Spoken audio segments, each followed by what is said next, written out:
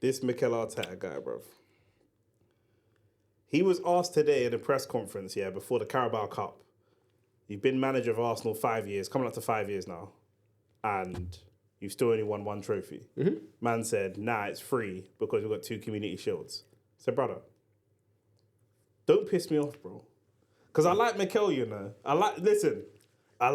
Bro, is there, like... Here's the thing, yeah? I'm glad, I didn't think I was going to get a chance to talk on this. Firstly, for you to say that, you know how for me to say what? No, not for you. For him to say the charity shield, that means he feels the pressure. And he's 100%. reaching. Listen. He's trying to remind people that, bro, I have this. You know when you're in trouble, yeah? You have to eat, bro. I'll tell you what it's like. You know if you're a bad baby father, but you do the bare minimum. Yeah. You reach for the bare minimum. I bought them shoes. I bought shoes 18 months ago. Literally. Yeah, I bought them shoes. Yeah, I bought the shoes, bro. Remember that one time I helped you and your... Man's in the barbers telling all the man, can you believe she's getting mad when I bought shoes? Literally. Every weekend I make sure he goes barbers. You know what I'm saying? Like, bear in mind that there's bare stuff you ain't done. This is what Arteta's moving like, bro. He's moving like his name should be Winston. He's moving like his name should be Delray, fam. Nah, Duane, bro. Not the DW, with the DU, blood. Duane, blood. Trust me, bro. DUANE, Man's bro. out here just a dead baby father, fam. Bro. and it's jarring because Mikel Arteta basically sums up Arsenal where you're good enough to be good, but not good enough to be great. Do you know what I'm saying? You're there, but you're not really. You're at the table, but you're not carving the turkey. Do you know what I'm saying? You're just getting what's left behind. Do you know what I'm saying? So that's what's so frustrating, and we hope back-to-back seasons the team on a level looks tired. You know what though? Yeah, I feel like we're slightly encroaching on the space where we're saying Mikel Arteta's like Gareth Southgate. Let me tell you why. Gareth Southgate helped groom on a Philip Schofield thing one of the greatest generations of English footballers in terms of talent. Yep. All round across the pitch. Yep. So has Arteta. But they both didn't win anything. Do you know what I'm saying? Well, my man won Community Shield. The difference is, and this ain't a defense of Arteta, this might make Arteta worse, is he has a world of footballers to go and choose from.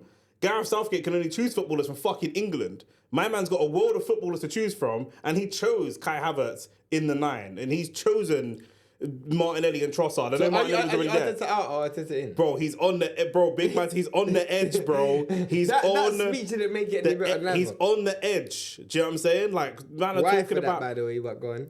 Bro, man, like I'm seeing Thomas Partey at right back. I'm seeing we need a goal. We're bringing on Jorginho. This is where to be fair, Jorginho can be creative and stuff. I get it, but bro, it's just so. But it's close. It's close, bro. Like you don't want to. I was watching Robbie the other day. Yeah, Robbie and Yardman. It's like watching them two is like watching 2 yard uncles in a dance. But I heard Robbie say, "Who are you gonna get? Who are you gonna get?" Are you a person who asks that question? No, that question don't make no sense, bro. Bro, it's not our job. There's some people out there that's deep in football to know who the up and coming managers are and That's not our job. A lot of the managers that come in and do well are not the obvious options, and then a lot of the managers that come in and flop are the obvious ones. Yeah, you know what I'm saying? Ten Hag is an obvious choice. It didn't work out. No one was really looking at Slot. Now you would be like, bro, obviously you would take Slot over Ten Hag. It's just one of them things. You don't really know. Bro, even Arteta, as good as he's done, was not an obvious choice. Fact. People were battering him. Here's the thing, yeah? Here's the thing about the argument of Robbie saying, who you going to get? It's similar with Gareth Southgate. When people wanted Southgate out, Southgate. No, but let me give you an example. So is this your last Gareth Southgate analogy? Yeah, cool. When Robbie was, because Robbie was the person who wanted Southgate out and wanted another manager, he wasn't asking the questions of who we're going to get. You know what I'm saying? Because he knew that Southgate hadn't done enough. And the reason why, and not even just Robbie, but everyone who asks the question, who we going to get? The reason why that's redundant is because when you fire someone, you don't fire someone with the thought of who's going to replace them. You fire someone on the thought of, this is a punishment for you failing to do something.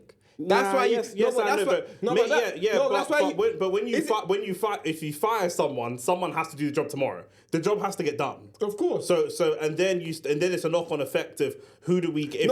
If we want Saka and Saliba and Gabriel to sign long-term contracts, which we do, and which they're looking to do, then more Saliba. We need a manager that can make those things happen. My question is to you though, what is Arteta's punishment for failing thus far this season? No, 100%. I understand. There's no punishment. You know what I'm saying? He's just going to continue just being shit. This is where we start to look at the board, because it's like we were in an upward cycle.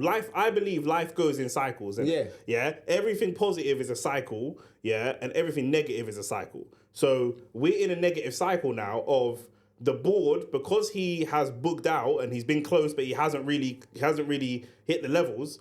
The board don't really want to trust him with too much money right now. Remember, we currently do not have a director of football. So now, you might feel like if we've got a CM or a backup winger or a striker, we just need fresh blood that could really boost this team in January. Facts. The board has said we're not buying no one in January unless it's urgent. Unless it's really, really urgent, we're not buying anyone in January. But also, we can't buy players because we don't have a director of football.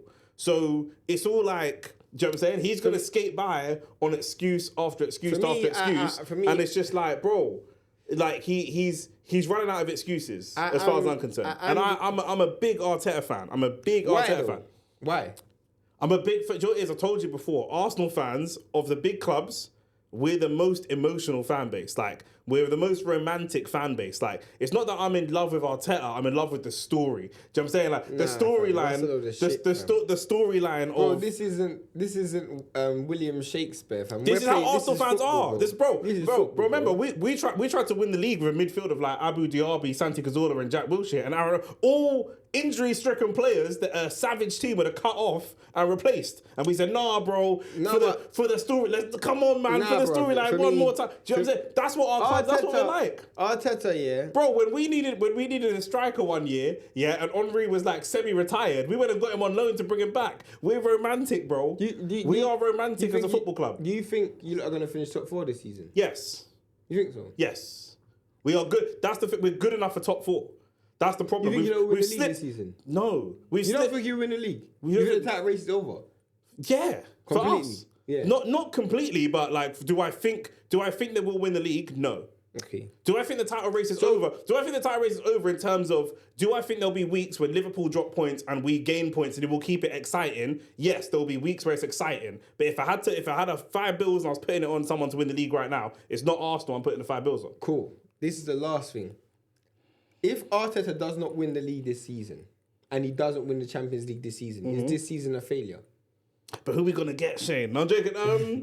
Yes, you have to say it's a failure. You'd have to say it's a failure because you spent 65 million on a lot of... The problem that I have with Arteta, there's a lot of things I like that he's done.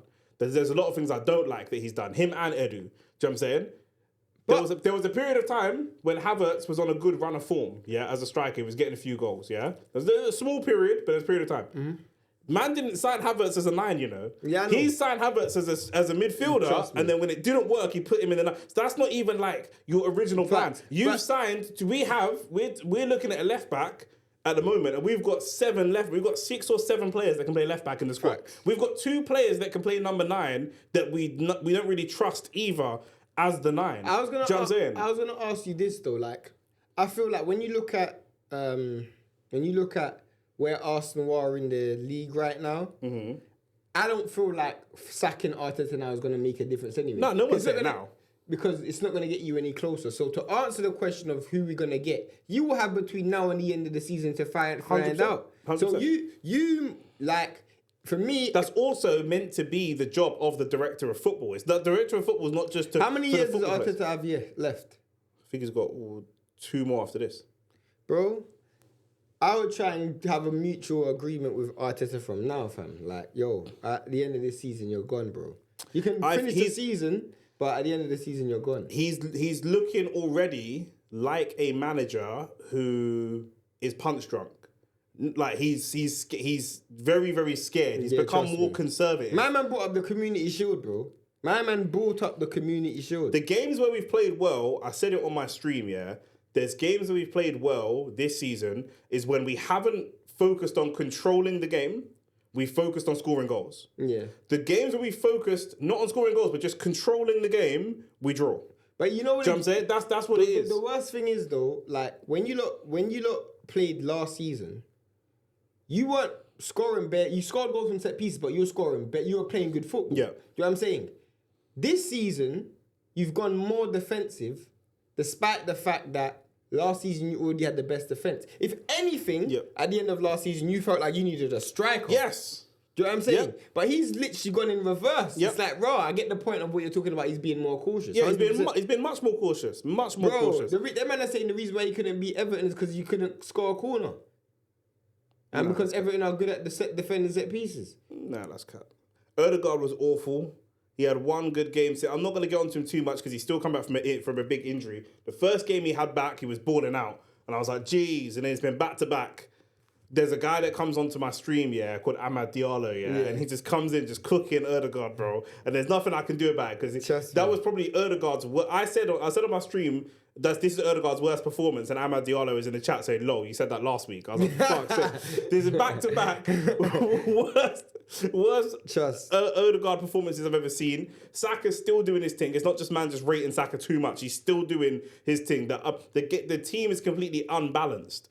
Do you know what I'm saying? We brought in players. I think I saw it on Twitter. Somebody said the players he's signed have raised the floor but haven't raised the ceiling. And that's the best way I can describe it. That's great. That's the best way I can describe it. Great. Do you mean Trossard has raised the floor? Havertz has raised the floor. Marino arguably and Rice, they've raised the floor, but they haven't raised the ceiling. Trust me. So you've always had elite plays, but you haven't had, like I'm saying, you don't have a player. He didn't bring in Saka. So you had Ozil, you had Sanchez, you had Santi Cazorla. That's the ceiling. Yeah. You didn't bring anyone to break that. No. You know what I'm saying? No. The only player that would have come in to break that, to lift it, would have been Rice. Aubameyang. No, I'm saying. But he didn't bring in Aubameyang. I know he didn't bring him in, but he got rid of him. That's what I'm saying. Yeah. So, man, I think he's on his last legs. He raised the floor, but he didn't. That's a great. Do you know what I mean? He's point. on his last legs. He needs an FA Cup or a Carabao Cup this season to even stand a chance of keeping his job. Because for me, if you go to the end of the season, this season with no trophy,